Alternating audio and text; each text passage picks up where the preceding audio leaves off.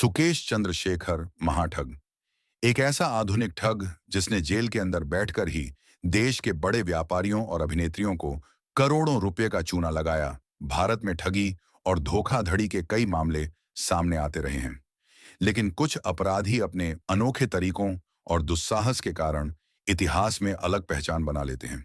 ऐसा ही एक नाम है सुकेश चंद्रशेखर, जिसे देश का महाठग कहा जाता है। सुकेश ने न केवल बड़े बड़े कारोबारियों, राजनेताओं और उद्योगपतियों को निशाना बनाया, बल्कि जेल के अंदर बैठकर भी करोड़ों रुपए की ठगी को अंजाम दिया।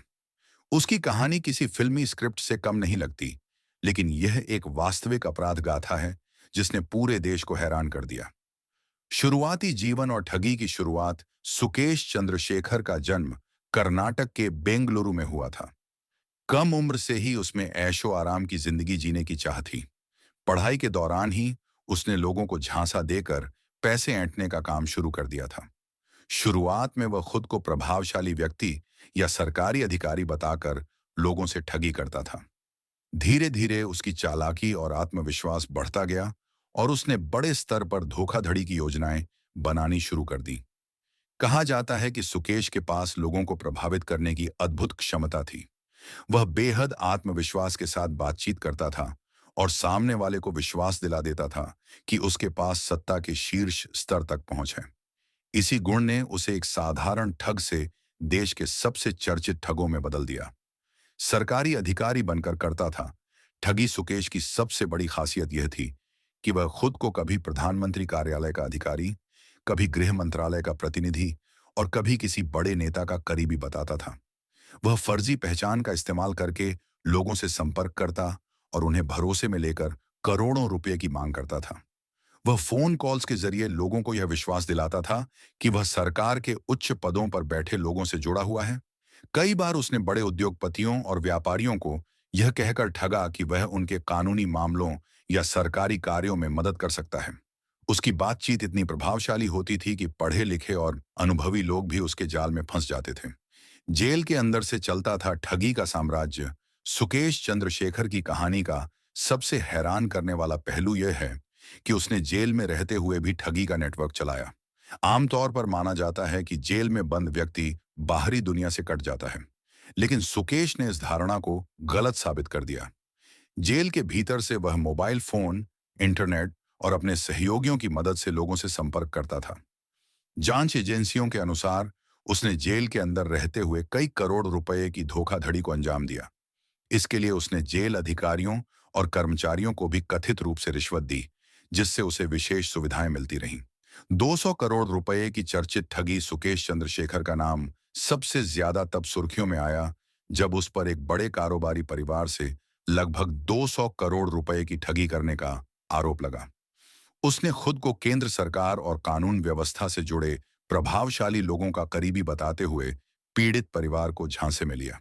उसने दावा किया कि वह उनकी कानूनी परेशानियों को दूर कर सकता है और इसके बदले भारी रकम वसूल की। बाद में जांच एजेंसियों ने खुलासा किया कि यह पूरा मामला एक सुनियोजित धोखाधड़ी था। इस घटना ने देश भर में सुकेश के नाम को चर्चा का विषय बना दिया। बॉलीवुड अभिनेत्रियों से संबंध सुकेश चंद्रशेखर का नाम कई बॉलीवुड अभिनेत्रियों के साथ भी जुड़ा। जांच के दौरान यह सामने आया कि उसने खुद को एक सफल और बेहद अमीर व्यवसायी के रूप में पेश किया था। उसने महंगे उपहार, लग्जरी कारें, डिजाइनर बैग, महंगे गहने और करोड़ों रुपए की वस्तुएं कई लोगों को भेंट की। इन खुलासों के बाद फिल्म जगत में भी हलचल मच गई। प्रवर्तन निदेशालय, ईडी और अन्य जांच एजेंसियों ने इस मामले की गहन जांच की।